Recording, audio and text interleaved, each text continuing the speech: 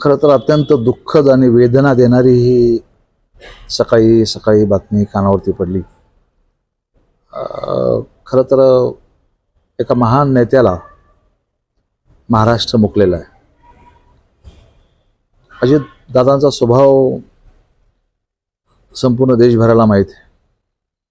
अत्यंत स्पष्ट बोलणारा नेता म्हणून त्याची ख्याती होती. मला आठवतं की काही महिन्यापूर्वीच ते माझ्या घरी आले होते भेटायला,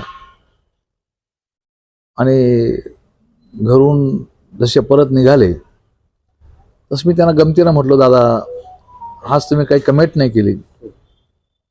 ते वर खाली बघत होते असं.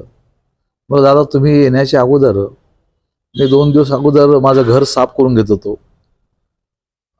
एवढा एक दरारा ज्या माणसाचा होता.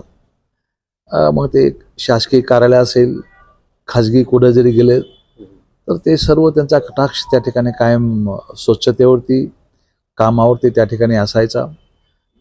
असा नेता महाराष्ट्राला फार क्वचित मिळतो, आणि त्यातले ते दादा होते. खूप अपरिमित दुःख असं झालं आम्हाला, आणि महाराष्ट्राची खूप मोठी हानी या ठिकाणी झाली. महाराष्ट्र एका मोठ्या नेत्याला मुकला. सकाळी 6ला ज्यांचा दिवस सुरू व्हायचा असा नेता या ठिकाणी हरपलेला.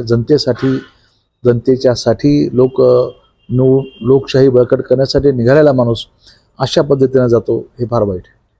त्यांचं जे कर्मभूमी बारामती या ठिकाणी त्यांचं निधन झालेलं आहे. अतिशय शिस्तप्रिय नेता म्हणून त्यांच्याकडे बघितलं जायचं. हो, अर्थातच दादांची शिस्त संपूर्ण महाराष्ट्राला आहे, आणि दादामुळं अनेकाला शिस्त लागलेली आहे. राजकारणामध्ये लवकर उठण्याची, कामावरती लवकर जाण्याची. थोरले पवारसाहेब असतील, दादा असतील, त्या घराण्याचं एक मोठं योगदान महाराष्ट्रासाठी. तुम्ही देखील काहीशी भावूक झालेले दिसतात. अर्थात आता गेली 40 वर्षाचे सहकारी आम्ही आहेत.